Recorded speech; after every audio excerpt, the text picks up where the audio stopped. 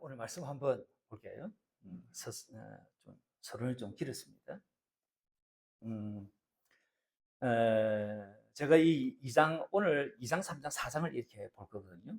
그렇게 이제 좀 이렇게 좀 벅찬데, 그러나 좀 간략하게 좀 볼 수 있도록 예를 많이 썼습니다. 제가 이 제목을 가지고 예수님과 여행하는 인생이라고 하는 제목을 잡은 거예요. 예수님과 여행하는 인생. 우리가 지난주 마가복음을 시작하면서 마가복음 1장 1절을 먼저 읽고 시작을 한 거예요. 마가복음 1장 1절에 이렇죠. 하나님의 아들 예수 그리스도의 복음의 시작이라. 이 한 구절의 말씀을 같이 나눴고, 그리고 이 한 구절의 말씀을 마치 마가는 선언을 확 해놔놓고 하나님의 아들 예수 그리스도의 복음의 시작입니다 라고 선언을 딱 하고 난 다음에 그 다음부터 쭉 2절부터 예수 그리스도에 대해서, 예수님에 대해서 풀어가는 형식의 책이 바로 이 마가복음이에요. 마가는요, 예수님에 대해서 뭐라고 정의하고 있냐니까, 저분 하나님의 아들, 하나님이야. 하나님의 아들, 하나님 신이야. 그렇게 이야기를 하는 거예요. 그리고 저분 구세주야, 그리스도야. 그리고 저분 복이 되는 분이야, 복음이야. 이렇게 독자들에게 선포해 놔놓고 이것을 증명을 해 나가요. 첫 번째로 증명해 나가면서 들춰낸 사람이 누구냐니까 700여 년 전에 있었던 이사야, 그분의 열을 가지고 오는 것입니다. 이 이사야라고 하는 분이 벌써 이분에 대해서 예언을 하셔서 그렇게 시작을 해요. 그리고 또 하나를 들고 나오는 게 있는데, 그게 누구냐니까 가버나움의 한 해당에서의 가르침을 통해서 예수님을 증언해 가요. 예수님 말씀 딱 들어보니까 그 당시에 사람들이, 야, 근위 있는 자와 같고 서기관과 같이 아니하더라. 야, 근위 있는 새 교훈의 말씀이로다. 사람들의 호응이 그런 거예요. 그러면서, 야, 저분 근위 있는 분, 근위라고 하는 것은 그런 것이죠. 자기가 말하면 그대로 실행할 능력이 있는 사람, 그 사람이 근위 있는 사람이에요. 저분 말씀하기만 하면 그대로 말씀대로 다 이루어지는 근위 있는 분이네, 진짜 대박인 분이네, 이렇게 이야기를 하는 것이에요. 그리고 또 한 사건을 등장시킵니다. 나병 환자 한 사람을 고치는 일을 이 마가복음이 들춰내요. 그러면서 예수님은 원하시기만 하면 뭐든 할 수 있는 분이신 것을 증명을 해 나가는 거예요. 이런 세 가지 사건을 통해 가지고 예수님을 서서히 자꾸 사람들에게 이렇게 자꾸 이렇게 조금씩 보여줘요. 조금씩 계시를 해줘요. 그래서 궁극적으로는 어디로 가려고 하냐니까, 예수 하나님의 아들이야, 예수 구세주야, 예수 복음이야, 거기까지 자꾸 가려고 하는 것이에요. 그것을 풀어가는 과정의 일장을 우리가 지난주에 본 거예요. 오늘 2장, 3장, 4장을 보면서 계속 이 일을 해나가는 거예요. 2장, 3장에서 크게 세 사건을 한번 볼 수가 있습니다. 하나의 사건은요, 중풍병자를 상이 눕힌 채로 이 네 사람이 막 들고 오는 사건이에요. 그게 2장 초반에 있는 내용이에요. 2장 1절부터 해가지고 12절까지 있는 내용이에요. 그리고 또 하나는요, 이런 병자를 주님께서 막 고치는 거예요. 그리고 막 귀신 들린 자, 막 귀신 들려 쫓는 것이에요. 그리고 해당에서 가르치시고요, 말씀도 막 하나님 나라 복음을 선포하고요. 그리고 이런 예수님을 보면서 사람들이, 야, 저 사람 범상치 않은 사람 같은데? 그런데 사람이 좀 빼다가게 보는 것이에요. 뭐라고 보냐니까, 저 사람 저렇게 행하는 거, 저거 귀신의 왕 바알세불을 힘입어가지고 지금 저런 짓을 하는 거 아니야? 사람들이 그렇게 인식을 하는 것이에요. 그 인식하는 사건이 3장 20절부터 해가지고 30절까지 나와요. 그리고 또 하나의 사건을 이야기를 합니다. 갈릴리 바다를 건너는 중에 큰 강풍을 만나는 것이에요. 제자들은요, 그 큰 강풍을 만나면 죽겠다고. 근데 예수님은요, 고물에서 편안하게 주무시는 거예요. 그래서 이 제자들이 막 깨우는 거예요. 그 사건이 4장 35절부터 해가지고 끝까지 나와요. 이 세 사건을 통해 가지고 마가를 통해 성령님께서 계속 들춰내시고자 한 것이 있습니다. 그게 예수님이 누구신가라고 하는 거예요. 예수님이 누구신가? 그걸 계속해서 이런저런 사건을 막 들춰내면서 예수님이 누구신가를 이렇게 궁극적으로 이렇게 증명해 가고자 합니다. 먼저 우리 이 세 사건을 먼저 한번 보죠. 이 세 사건, 첫 번째 사건이 중풍병자를 상에 눕힌 채로 네 사람이 들고 온 사건이에요. 이 사람을 고치고자 아주 열심히 특심인 사람들이 있어요. 이 중풍병자를 네 상에다가 한 사람이 다 네 상, 네 기를 들고 이 사람을 들고 온 거예요. 이 사람들이 얼마나 특심이냐니까 사람들이 많아가지고 예수님 앞에 가까이 갈 수가 없어요. 그래서 지붕을 막 뜯어요. 그리고 지붕에서 이 사람을, 이 중풍병자를 떨어뜨리는 거예요. 그리고 예수님 이 사람 좀 고쳐달라고 하는 거예요. 주님이 이 사람들을 보면서 이 환자를 포함해가지고 이 네 사람의 믿음을 보시고 우리 예수님께서 고쳐주세요. 근데 특이한 것은요, 주님이 이렇게 이야기하시면 되잖아요. 그냥 너가 고침을 받으면 너 상을 들고 걸어가라. 그렇게 이야기하시면 될 거잖아요.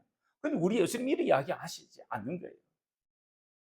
내 상을 들고 걸어가라라고 그렇게 하면 그냥 깨끗하게 나음 받아가지고 그 상을 들고 딱 걸어가면 되는데 주님께서 그런 말씀 안 하시는 거예요. 뭐라고 이야기하시냐니까 9절의 말씀에 2장 9절에 보니까 중풍병자에게 내 제사함을 받았느니라 이렇게 이야기하시는 거예요. 주님께서 의도적으로 이르셨습니다. 주님께서 의도적으로 이르셨다고요. 이유가 있죠. 10절에 보니까 2장 10절에 그렇게 되어 있죠. 그러나 인자가 땅에서 죄를 사하는 근세가 있는 줄을 너희로 알게 하려 하더라. 주님께서 이거 하시죠. 나 이 땅에 사람들의 죄를 없애려고 하는, 죄를 사하는 근세를 가지고 온 그런 존재야. 요거 드러내기 위해서 중풍병자에게 내상을 들고 걸어가라고 이렇게 말씀하시기 이전에 내 제사함을 받았느니라 이렇게 지금 이야기를 하신 것이에요. 그리고는 주님께서 이 중풍병자를 고쳐주세요.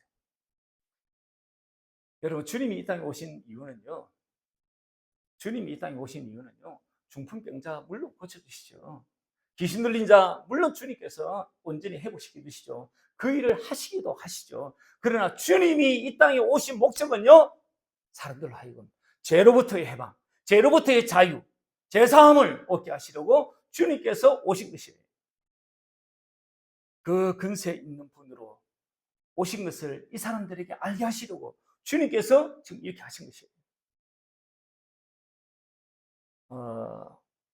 중풍병자를 고치는 것은요, 사람도 할 수 있어요. 약도 할 수 있겠죠.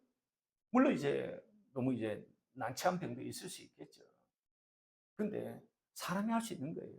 근데 죄를 사하는 일은요, 신밖에 할 수가 없어요. 하나님밖에 하실 수 없어요. 그래서 그것이 너무너무 어려운 거예요. 그게 어려운 거예요. 사람으로서 할 수 없는 일이니까, 불가능한 일이니까. 그러나 주님이 그 어려운 일을 먼저 하시는 것이에요. 왜냐니까 나 신이니까. 나 하나님의 아들이야. 그거 증명해 주시기 위해서 이러시는 것이에요. 그래서 자신이 하나님이신 것을 드러내시는 거예요. 이런 목적하에 오신 예수님이시니까 당연히 아니십니까? 죄에 관심이 있어요. 당연히 주님이 이런 분을 오셨으니까 누구에 관심이 있냐니까 죄인에게 관심이 있어요. 이 세상에는요, 딱 두 종류의 사람이 있다고 보면 괜찮을 것 같아요. 한 종류의 사람은요, 자기가 죄인인 것을 아는 거예요. 자기가 죄인인 것을 알아요. 그래서 죄인인 것을 아는 이 사람은요, 필연적으로 구세주를 구할 수밖에 없어요. 그래서 구세주를 구하는 거예요. 구세주를 막 찾는 것이에요. 주여, 주여 하고 구세주를 찾는 것이에요. 그런 사람이 있고요. 또 한 부류의 사람은요, 자기가 죄인인 것을 알면도 불구하고 구세주를 찾지 않는 사람. 뻔뻔한 사람. 양심에 틀이 난 사람. 어떤 사람은요, 자기가 죄인인 줄도 인정하기 싫은 사람이 있는 것이에요. 그래서 죄인인 것을 인정하지 않거나 인정해도 불구하고 구세주를 찾지 않는 사람, 그리고 또 한 부류의 사람, 자기가 죄인 줄 알고 구세주를 찾는 사람. 딱 세상에는 두 부류의 사람뿐이에요. 우리 주님 어떤 사람 좋아할까요? 우리 주님 어떤 사람 좋아할까요? 우리 주님요, 우리 주님 자기가 죄인인 줄 알고요. 그래서 구세주를 찾는 사람. 그래서 주님 앞에 나가서 눈물 찔찔 흘리는 사람. 그런 사람 주님 좋아하시는 것이에요. 그래서 주님은 2장 14절 이하에 누굴 찾아 친구를 삼느냐니까 레위는요 우리가 잘 아는 대로 마태의 다른 이름이에요. 이 마태의 직분이 뭡니까? 그 당시에 허가 낸 도둑놈이라고 일컬었던 세리예요. 세리. 그 직업을 가지고 있는 마태와 친구하는 것이에요. 그리고 마태의 집에 주님께서 거하시는 것이에요. 왜 그런지 아십니까? 나 이 인간 좋아하니까. 나 이 인간 죄인인 이 인간 좋아하니까. 제가 죄인인 줄도 알고. 그래서 구세주를 찾는 이 인간 좋아하니까. 그래서 그들과 어울리는 것이에요.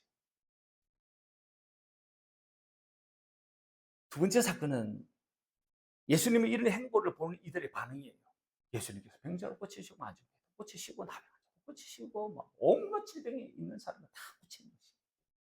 그리고 귀신 들려가지고 제대로 인간 노릇 못하고 있는 그 사람 고쳐주시는 거예요. 회당에서 가르치고요. 가르치는 그 가르침이 여느 사람과 다른 것이에요. 그러면서 야, 저 예수, 저 나사렛, 저 아주 장가도 못한 저 청각, 저 예수 귀신의 왕 바알세불을 휘두어가지고 저러는 거 아니야? 라고 그렇게 본 것이에요. 그게 3장 20절부터 쭉 뒤로 30절까지 나와 있는 내용이에요. 21절 한번 보죠. 3장 21절. 3장 21절 한번 보시죠. 3장 21절. 3장 21절 같이 한번 읽어봤으면 좋겠습니다. 3장 21절 같이 한번 읽어보겠습니다. 예수의 친족들이 듣고 그를 붙들러 나오니 이는 그가 미쳤다 함일러라. 오이, 예수 저 미쳤구나. 22절 같이 또 한번 읽어보겠습니다. 예루살렘에서 내려온 서기관들은 그가 바알세불을 칩혔다 하며 또 귀신의 왕을 힘입어 귀신을 쫓아낸다. 그렇게 또 보신 거예요. 30절도 한번 보시죠. 30절 같이 또 한번 읽어보겠습니다. 시작. 이는 그들이 말하기를 이렇게 사람들이 본 거예요. 사람들이 이렇게 보고 있는데 예수님은 이런 저들을 향해서 뭐라고 이야기하고 계시냐니까 23절, 24절로 말씀하세요. 23절, 24절, 3장 23, 24절 한번 보시죠. 같이 한번 23, 24절 같이 한번 읽어보겠습니다. 시작. 예수께서 그들을 불러다가 비유로 말씀하시되 사탄이 어찌 사탄을 쫓아낼 수 있느냐? 또 만일 나라가 스스로 분쟁하면 그 나라가 설 수 없는 거예요. 이런 말씀을 하시는 것이에요. 예수께서 이제 이렇게 생각하고 있는 바알세불을 힘입어가지고 예수님이 이렇게 지금 귀신을 쫓아내고 모든 병을 고치고 막 저런 일을 하는구나 라고 그렇게 인식하고 있는 저들에게 무슨 논리를 들어야 되냐니까 사탄이 사탄을 쫓아낼 수 있어? 스스로 분쟁하는 나라가 설 수 있어? 그런 집구석 잘 떠되겠다. 그런 나라 잘 떠되겠다. 지금 이런 말씀 하시는 거지. 이런 말씀 하시면서 저들이 가지고 있는 논리를 박살내버려요. 저들 논리 모순을 주님께서 지금 지적을 하시는 것입니다. 이런 대화를 통해서 예수님이 드러내시고자 하는 것이 있어요. 내가 지금 이러는 거 사탄을 힘입어서 이러는 것이 아니야. 내가 지금 이렇게 지금 내 권능을 행하는 거 이거 하나님으로 비롯돼 가지고 이러는 거야. 하나님을 힘입어서 이러는 거야. 나 하나님께로부터 와서 내 힘, 내 능력 하나님 그분이 공급하시는 것이야. 지금 이걸 드러내시는 것이에요. 그리고 또 하나의 사건, 갈릴리 바다를 건너는 중에 큰 강풍을 만납니다. 제자들은요 죽을 것 같은 공포를 느끼는 거예요. 그래서 고머리에서 곤히 주무시는 예수님을 막 흔들어 깨우는 것이에요. 그게 4장 35절부터 해가지고 쭉 뒤로 41절까지 나와 있는 내용이에요. 제자들을 깨워가지고 일어나신 예수님이 그러세요. 4장 39절 한번 보시죠. 4장 39절 한번 보니까 예수님께서 깨어나가지고 뭐라고 이야기하시냐니까 아이고 너 잘 깨웠구나. 그래 내가 필요하지. 이렇게 말씀하시는 거 한번 보십시오. 한번 보십시오. 4장 39절 같이 한번 읽어보겠습니다. 시작. 예수께서 깨어 바람을 꾸짖으시며 바다들어 이르시되 잠잠하라 고요하라 하시니 바람이 그치고 아주 잠잠해진 거예요. 아주 잠잠해진 거예요. 바다, 바람 다 그냥 잠잠해진 거예요. 제자들이 어떤 반응을 보였을까요? 이런 광경을 제자들이 보고 눈이 막 희둥거리지는 것이에요. 어떤 반응을 보였을까요? 성경이 이렇게 표현하고 있습니다. 41절 같이 한번 읽어보겠습니다. 41절 시작. 그들이 심히 두려워하여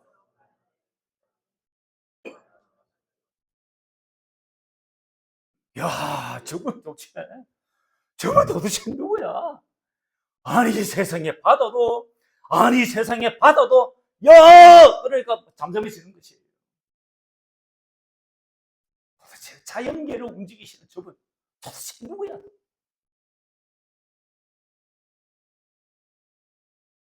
우리 예수님은요 바람도 바다도 그냥 당신이 어떻게 할 수 있는 그 말씀으로 어떻게 하실 수 있는 그런 분이에요.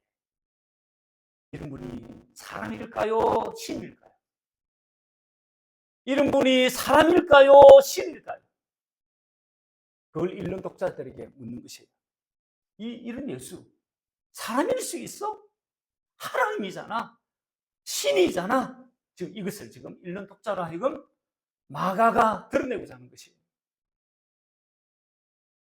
지금 성령이 인도하신 가운데 있는 마가는 계속 예수님은 하나님의 아들, 하나님이시다라고 계속해서 말씀하고 있는 것이에요. 이러다 보니 질문 하나가 있죠. 특히 우리 같은 사람에게 그런 질문이 생기는 거예요. 아니, 뭘 이러시냐고. 뭘 이러시냐고. 뭘 이러시냐고. 이미 우리 다 믿고 있는데 뭘 그러시냐고. 괜히 마가가 너무 수고하는 거 아니야? 여러분 왜 이렇게 마가가 복음서를 써가지고 21세기를 살아가는 우리에게 이 성경 말씀을 마가복음 읽게 할까요? 이 논조가 계속 설득시키는 논조잖아요. 그리고 계속 논리적으로 설명하라는 논조잖아요. 왜 우리는 지금도 마가복음을 읽어야 하고 여전히 봐야 하고 오늘도 설교에서 목사가 설교를 해야 되고 왜 그러죠? 답은요. 사람은 그냥 안 믿어요. 사람 그냥 안 믿어요. 또 그냥 믿겨지지도 않아요. 그냥 믿겨지지 않아요. 왜 우리가 성경책을 계속 볼까요? 왜 우리가 성경책을 매주 큐티라고 하는 것도 하고 일반 교회에서 우리는 주삼노트 하고 왜 그러죠? 읽어야 삶이 생각하게 돼요. 생각을 해야 수용할까 말까 이런 생각이 드는 거예요. 수용이 돼야 마음을 먹어요. 믿고자 하는 마음이 생겨요. 그러니까 우리가 믿음이라고 하는 것을 가질 때 처음으로 우리가 촉발되는 것은요. 자동차 그냥 바로 엔진이 걸리지 않아요. 자동차를 키를 돌리면 요즘 뭐 버튼식이지만 요즘 키를 돌리면요. 맨 처음에 시동 모터가 배터리 힘으로 작동이 돼요.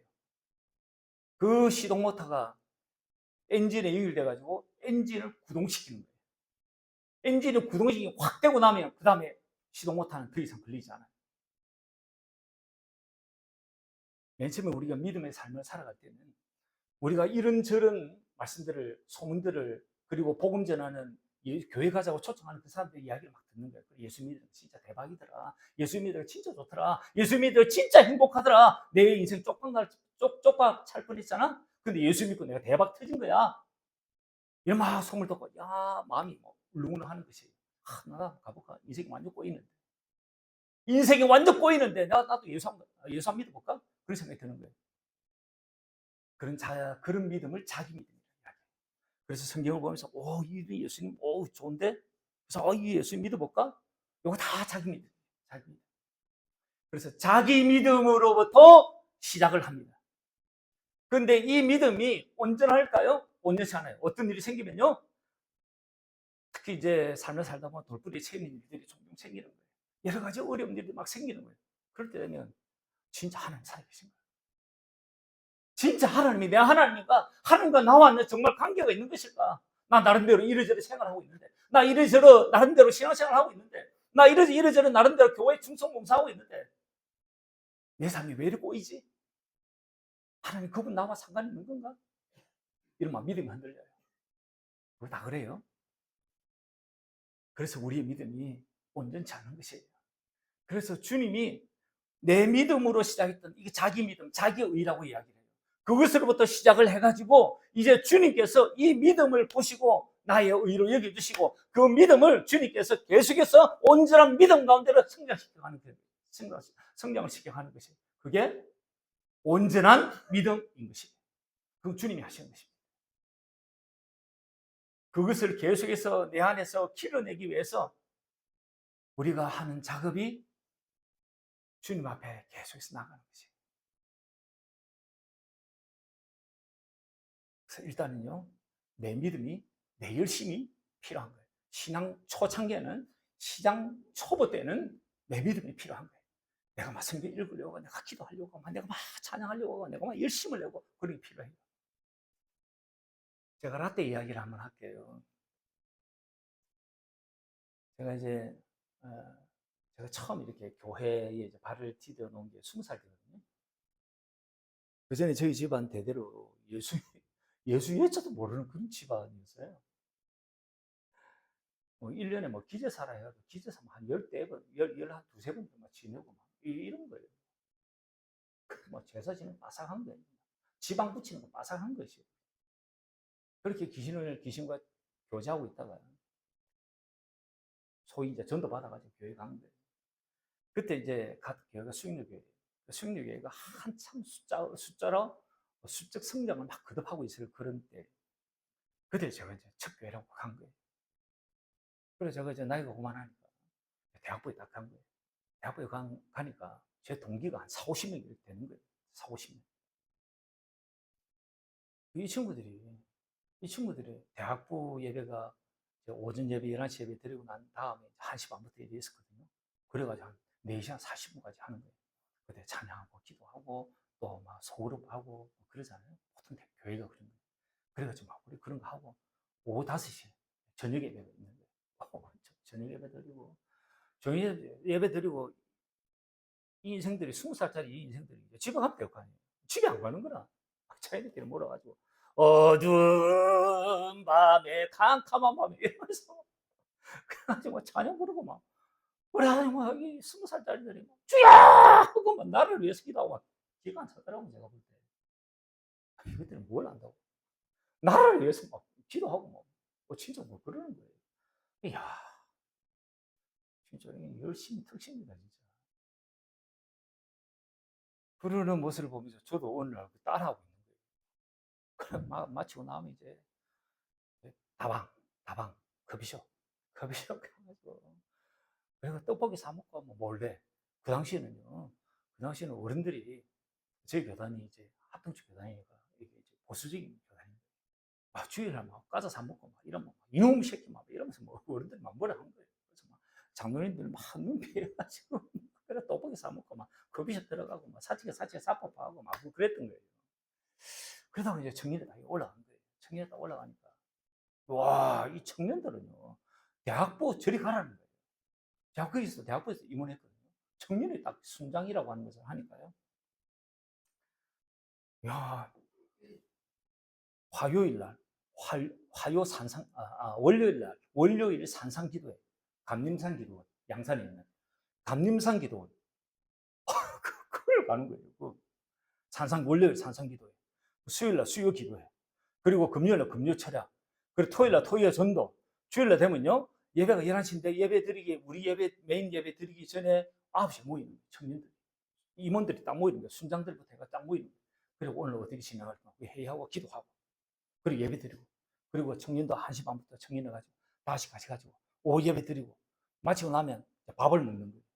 이 청년들이 피가 끓으니까. 밥 먹고. 그리고 이제 밥에다가 간장에다가 뭐 간단하게 하고 우리들이 막 한 거예요. 그때 수익력의 청년들이 한 1000명쯤 됐거든요. 그 수익력이 막 폭발적으로 성장한 그런 데 있어요. 그 청년들이 딱 밥 먹고 난 다음에 뭐 하냐? 또 기도하는 거예요. 찬송하고 기도하고. 와주 맘에 찬양하고 기도하고. 그래가지고 집에 갈 때쯤 되면 9시, 9시. 이건 뭐 주일날이 안식이 아니라 죽일날입니다. 와, 이거. 그래가지고. 그런 청년 시절을 이제 제가 지낸 거예요. 그런 가운데 헌신을 하게 되고요. 그런 가운데 주님의 십자가, 그 사랑과 그 은혜를 경험하는 거예요. 그때 주님이 그리 좋은 거예요. 주님, 예수님이 그렇게 좋은 거예요. 너무 좋았고요. 늘 입이 이래 걸려가지고 제 삶에 일어난 변화는 그 어떤 뭐 일이 뭐 잘 풀린다거나 그 다음에 어떤 뭐 일이 쭉쭉빵빵 풀린다 뭐 그렇지 않아요.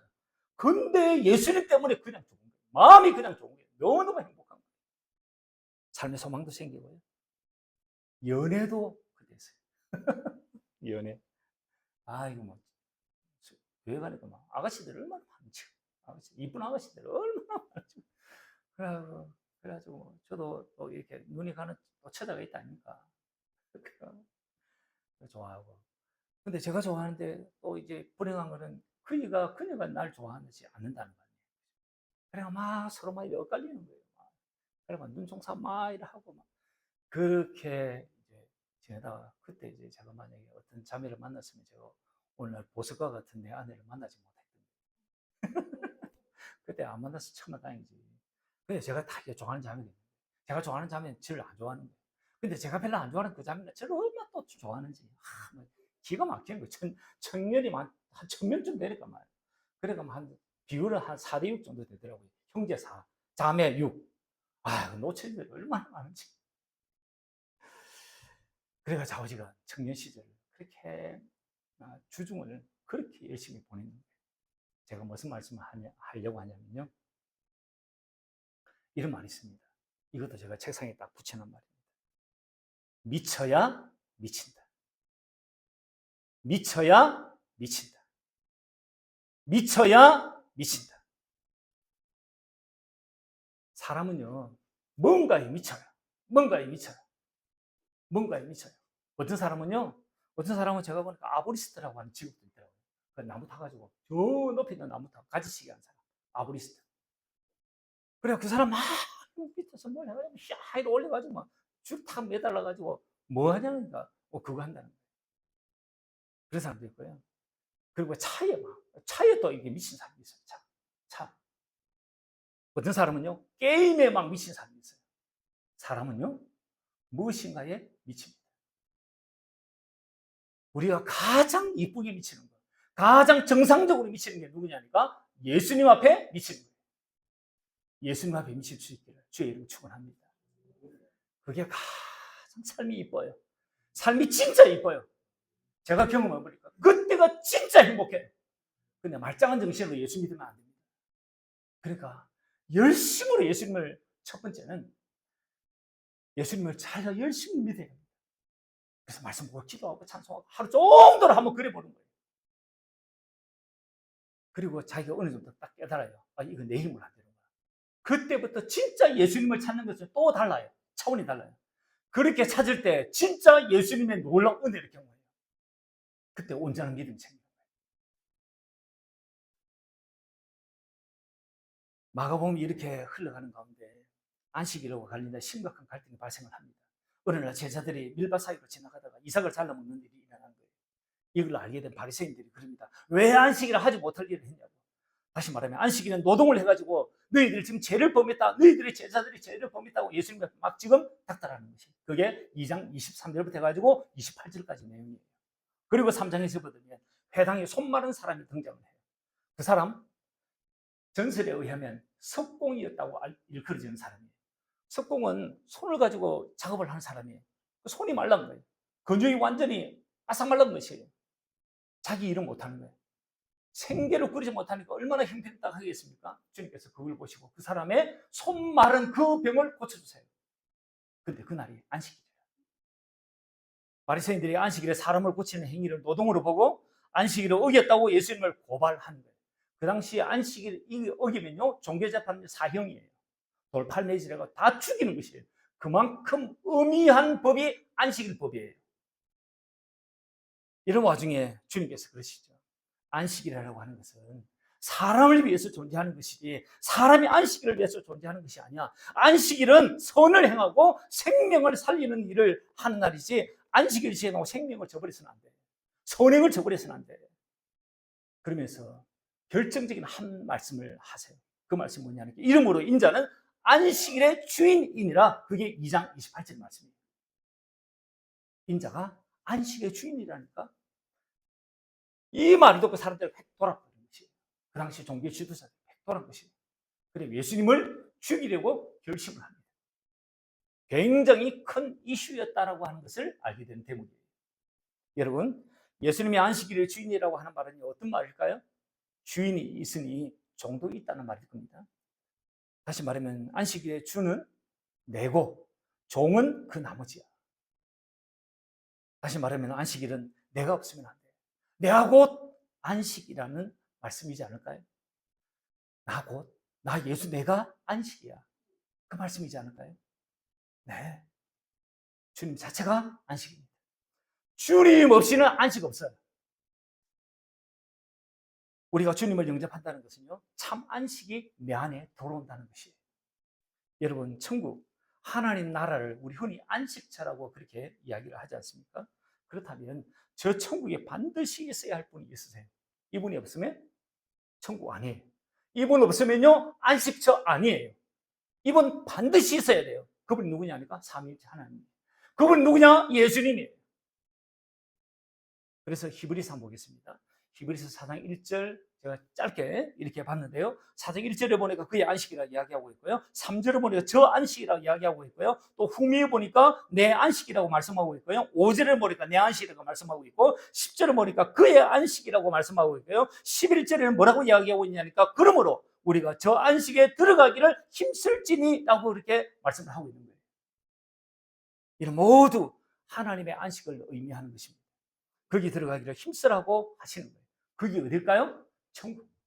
그 천국에 반드시 예수님이 있어야 하는 것이에요.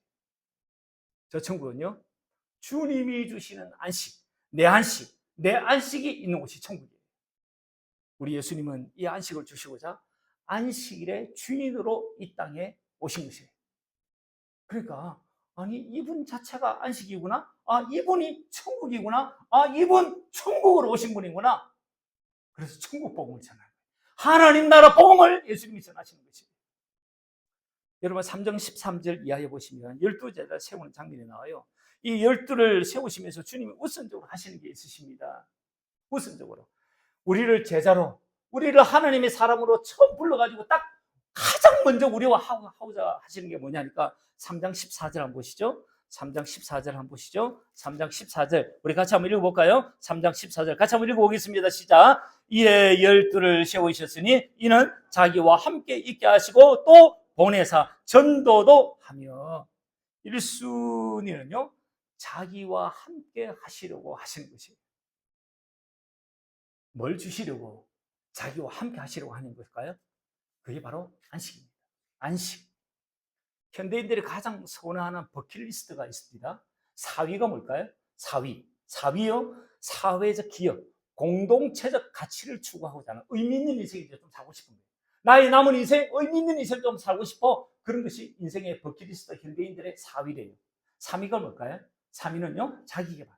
그래서 뭐, 이때까지 하지 못했던 언어, 우리 김근삼이처럼 막 영어, 막 이런 거 하고 싶어요. 어떤 사람처럼 막 악기, 뭐 이런 거 하고 싶어요. 어떤 사람처럼 막 자격증, 막 그런 거 막 하고 싶은 거지. 2위가 뭐냐니까, 건강관리, 체력 회복을 하고 싶은 거지. 1위가 뭘까요? 버킷리스트 1위, 여행입니다. 여러분, 이 여행을 할 때 가장 중요한 게 뭘까요? 제가 일찍 휴가를 했잖아요. 숙소 중요합니다. 숙소 중요합니다. 그리고 일정 어떻게 짜는가? 그거 중요하죠. 교통 그거 중요하죠. 날씨 엄청 중요하더라고요. 이거 중요해요. 근데 이거보다 더 중요한 게 있지 않습니까? 누구와 함께 가는가? 아무리 좋은 것이라도 사이좋게 출발했다가 어떤 문제로 인해 가지고 관계가 틀어져 버리네. 이 갑자기 관계 좋은 관계가 막 틀어져 버리면 이 여행이 너무너무 힘든 거예요. 지옥과 같은 것이에요. 그래서 누구와 함께 하는가? 그게 여행할 때 가장 중요한 것이라고 생각이 듭니다. 그렇다면 인생 여행, 인생이라고 하는 여행을 함에 있어 가지고 가장 중요한 게 뭘까요? 누구와 함께 하는가입니다. 주님은 우리가 누구와 인생 여행을 하는 것이 가장 행복한지 그거 우리 주님 아시는 거예요. 전지전능하신 그분이 아는 것이에요. 그래서 우리가 진짜 행복한 인생 여행을 할 때 무엇이 누구와 행복하는 것이 가장 행복한지 아시는 주님이기 때문에 주님께서 그걸 주시려고 하시는 것이에요. 당신을 주시려고. 나와 인생 여행을 하는 것이 가장 행복해. 그래 네가 진짜 안식을 얻을 수 있어. 이 말씀을 하시는 것이죠. 데살로니가서 전서 5장 10절에 이렇게 말씀하시죠. 예수께서 우리를 위하여 죽으사 우리로 하여금 깨어있든지 자든지 자기와 함께 살게 하려 하셨습니다. 네, 주님께서 우리와 함께 사시고자. 그게 내가 가장 행복한 거예요. 그래서 주님과 동행하는 삶이 아니고요. 주님과 함께하는 삶이에요. 주님과 함께하는 삶이에요. 그분과 함께하는 삶이 되시길 바랍니다. 바라기는 하나님의 아들이신 예수님과 인생 여행을 하시길 주의 이름으로 간절히 축원합니다.